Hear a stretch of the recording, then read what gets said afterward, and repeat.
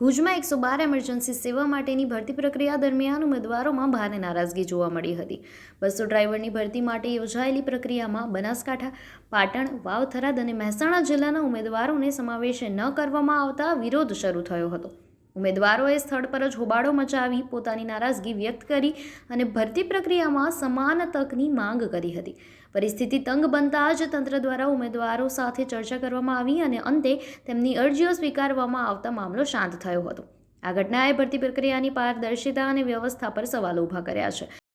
અહીંયા અમને કચ્છ ભુજની અંદર દરેક ગુજરાતના દરેક જિલ્લાની અંદરથી બોલાવવામાં આવ્યા હતા। અહીંયા અમે એમને બોલાવ્યા અને અમે બધા જે અલગ અલગ જિલ્લાઓમાંથી ને બધા વ્યક્તિઓ આવ્યા, પણ અહીંયા આવ્યા એટલે અમને લાઇનમાં ઊભા રાખવામાં આવ્યા અને પછી અમને એવું કહેવામાં આવ્યું કે ભાઈ અહીંયા કચ્છ અને સુરેન્દ્રનગર 2 જિલ્લાઓની જ ભરતી થશે, બીજા કોઈને તમને લેવામાં આવશે નહીં, એવો અમને અવિશ્વાસ આપી દેવામાં એમની તરફથી આવ્યો હતો।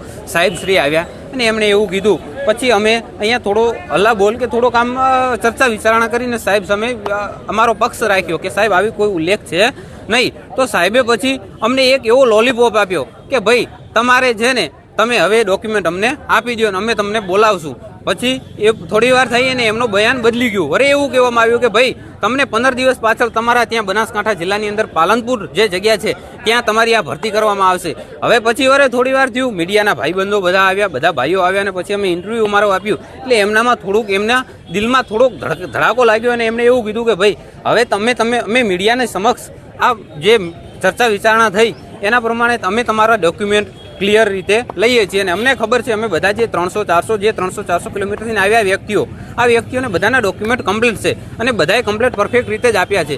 તો હવે એમણે જે ડોક્યુમેન્ટ લીધા છે અને અમને કીધું છે 2-3 દિવસ પાછળ નંબર લીધો છે એના ફોન કરી અને બોલાવશું। હવે અમને એવી શું ખાતરી આપે કે ભાઈ અમે તમને ફરજિયાત ફોન કરીને બોલાવશું? અમારા પાસે શું વિશ્વાસ? આ અમે ગવર્મેન્ટ પાસે એટલો આગ્રહ કરીએ છીએ, 2 હાથ જોડીને વિનંતી કરીએ છીએ કે અમને આના ન્યાય મળવો જોઈએ। ગૃહમંત્રી, આપણા મુખ્યમંત્રી શ્રી અને આ બધી ભૂપેન્દ્રભાઈ પટેલ છે એમને વિનંતી 2 હાથ જોડીને 300 જણા વતી કે અમને ન્યાય અપાવો।